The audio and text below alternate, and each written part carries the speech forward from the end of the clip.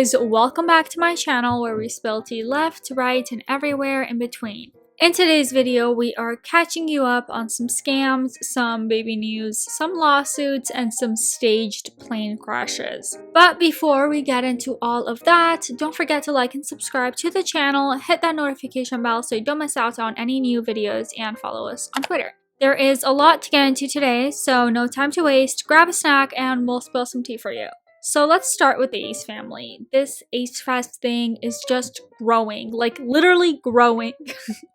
The Ace family uploaded a new video to their channel titled "Visited the Most Expensive Penthouse in Los Angeles." Super self-aware title there, you guys. Thank you so much for all of your love and support. We are so excited to do Ace Fest this year. Like, this is gonna be an amazing time. If you've missed any of the updates on this, we've covered it a couple times, but the most recent that we've discussed the Ace Fest was when it was exposed that allegedly they lied about the tickets selling out, and there have been some rumors and speculations as to why, including possibly flipping the tickets to make more money out of them. Really didn't have an idea of how well we were going to do. We didn't know how many people would want to come to the Ace Fest, so we kept it at like a smaller scale. Austin says that because this was their first time doing something like this, they didn't want to just go too big with it, but then they realized how quickly they sold out and they thought, maybe we actually should have gone bigger. I mean, I'm really happy with the amount of people that are going. Yeah. And I think it'll be amazing. It'll be so much fun, and like the video will look amazing. But then again, it's like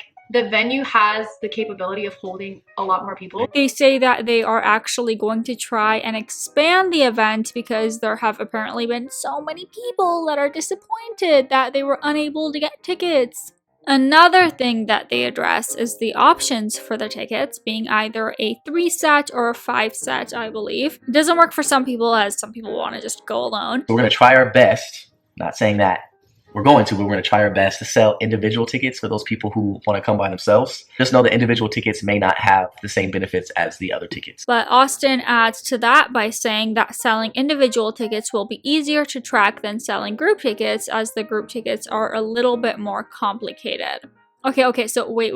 I literally made it barely 3 minutes into their video, and is it just me, or is this literally almost exactly what everyone kind of thought would happen? Like, oh, we sold out, and then almost immediately, don't worry guys, you can still get a ticket. Like, who are you fooling here? Real quick before we continue though, what are your thoughts as guys on this? Are they very obviously lying about having been sold out and are now trying to push this idea that the tickets are super exclusive and super hot and wanted? Or do you think that they are actually being genuine? Let's discuss down below. During this period though, they have taken us along to go view the venue in which they will be holding the festival. That's the parking lot. Like, Okay, so this is wait, is that wait, that's the parking lot? Oh my goodness. Austin says that this venue holds the biggest events in that town and can hold, quote, like 50 or 100,000 people. Initially, they weren't going to use the full venue and only a portion of it, but they didn't realize how well the event would do and how many of the tickets would sell. Okay. Ace Fest! It's July 9th. It's noon. I'm ready to go. Well, hello there. Welcome to Ace Fest. Are you here for Ace Fest? I am. Yes. Austin jokes around but flexes the apparent free rides and free activities that are available, along with the opportunity of meeting the Ace family with the purchase of the VIP ticket, of course. They will be officially announcing whether or not they are getting the additional space later on once they are informed, but Catherine and her intuition is pretty sure that they will be expanding for sure. I can't say that I have the highest hopes for this event, you guys, but I do hope that everything goes off without a hitch, especially if they push it to move forward and expand. If they open the gates to this event and it isn't planned out well, it could be dangerous or disastrous, so hopefully it goes well. I honestly mean that. Shifting our topics over to something a little bit more uncomfortable for you today. Ryland and Shane Dawson are really opening up and sharing a lot with us in regards to their baby journey, including in this most recent video where Shane details that he hasn't taken the best care of his grapes or plums. What's a fruit to describe those? Literally, whatever. He explains that he has also worn tight clothes and loves the hot tub and drinking soda and taking hair pills. So I guess he is a little concerned that his boys aren't in the best shape. So I've taken precautions today. Yes, I'm wearing tight pants, but I cut a hole in my underwear. No, you're kidding me. Now listen, I can't show you exactly the situation, but I think I can kind of show you a little bit. Hold on, let me get it ready.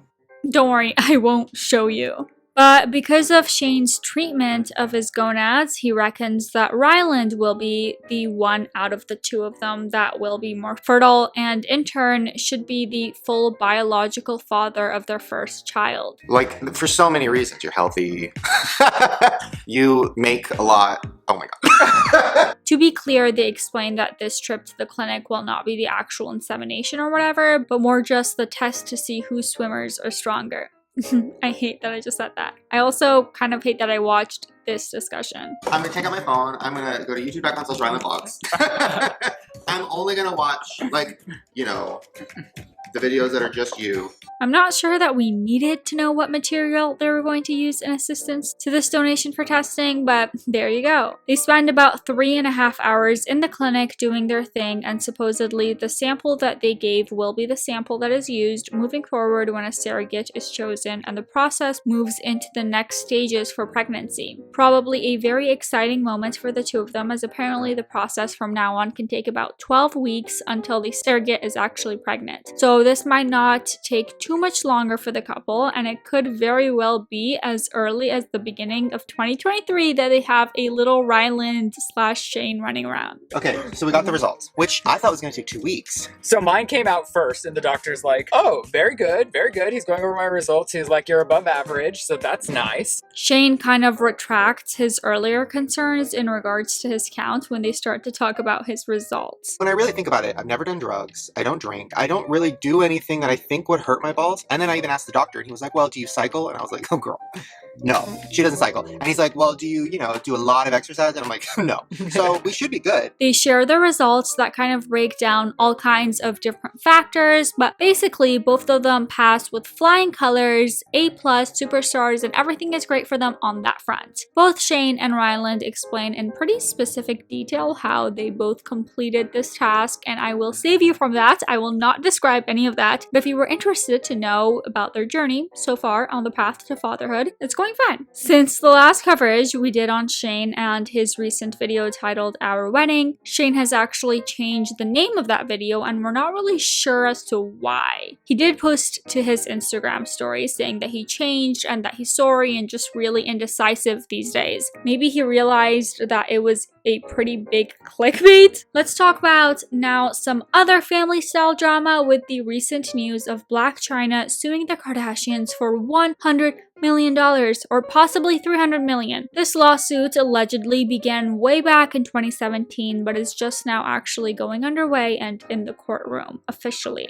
They all sat in the courtroom this week, specifically April 18th and 19th, and all of them are expected to speak during the 10-day trial, all of them being Kris, Kim, Kourtney, Khloe, and Kylie, I believe. Blac Chyna is apparently suing the Kardashians for, quote, damages, and says that they are to blame for the cancellation of her show, Rob and Chyna. She reckons that the Kardashian clan got her show cancelled on purpose in retaliation for her splitting up with Rob, and she says that E had planned on renewing the show for another season after it did super well the first time around. E apparently came out and said that they would not be moving forward with the renewal of her show. Chyna's thoughts are that by getting her reality show cancelled, it would make way for Kylie's reality show Life of Kylie and guaranteed airtime. She has also thrown a different lawsuit at Rob Kardashian, her ex-fiancé, and is attempting to sue him for assault, harassment, and battery. She says that during their relationship, not only was he verbally abusive, but also physically abusive as well. The Kardashians' lawyer has basically called Chyna's claims about the show being intentionally cancelled ridiculous. Since they all sat in court this week for the jury selection and stuff, a sketch of the inside of that courtroom has gone viral with people claiming that the artist is clearly a Blac Chyna fan, supposedly drawing the Kardashian sisters looking like some evil characters or something. Other stories that are actually a little bit more serious are coming out now during the trial, and Kris Jenner has claimed that Chyna actually once threatened to kill Kylie Jenner. If you are unaware, Chyna dated Tyga back in 2011 until 2014, and then Kylie picked up a relationship with him from 2014 to 2017, on again off again.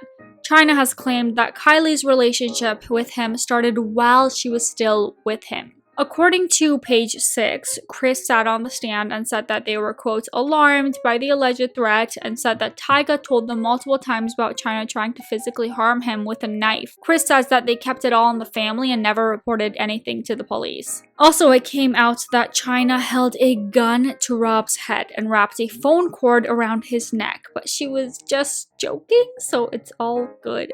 Apparently, back in 2016, while Rob was FaceTiming some friends, she held the weapon up to his head and said, "If you ever leave me." She told the jury that she was absolutely joking and meant no harm and that the gun was not loaded. As for the phone cord thing, she said that she wrapped it around his neck just to get his attention while he was playing video games. Quite the violent sense of humor with her, am I right? But anyway, that court case has just began this week, so likely plenty more will come out before it all wraps up. So you can trust the Hot Tea team to keep an eye out on the situation and report back here with the sip-sized news so you don't have to go searching for all the deets. And in some crash and burn style news, YouTuber Trevor Jacob uploaded a video to his channel called "I Crashed My Plane." And it's getting a lot of attention right now, but probably not for the reasons that he had hoped. 3 months ago, he uploaded this video where he claims his engine stalled and he was forced to make a skydive jump to escape an inevitable crash. Well, the FAA, which is the Federal Aviation Administration, obviously saw this footage and are apparently going to be revoking Trevor's flying certificate, claiming that he basically isn't responsible enough to keep it. After an investigation, citing in a letter to the YouTuber, "Your egregious and intentional actions on these dates indicate that you presently lack the degree of care, judgment, and responsibility required of a certificate holder." The FAA stated that there was no effort made to contact anyone to make them aware of the situation and that he really didn't even try to land the plane safely, despite the fact that there were apparently plenty of options on the ground to do so. The fact that he was already wearing a parachute and that his selfie stick was in hand as he jumped had a lot of people wondering if this was staged. They are claiming that the crash was intentional, and obviously so. The administration is big mad at him, and it seems like Trevor has ended up with a lot more attention than he probably planned on getting. At least negative attention anyway. But that is going to be it for today's video, you guys. Thank you so much for watching. Don't forget to give this video a thumbs up and subscribe to the channel as we do post new videos every single day. But while on the topic of some plane stuff, check out this girl that literally just hops in her plane for a road trip like it's no big deal. Probably one of the coolest things I've seen in a while.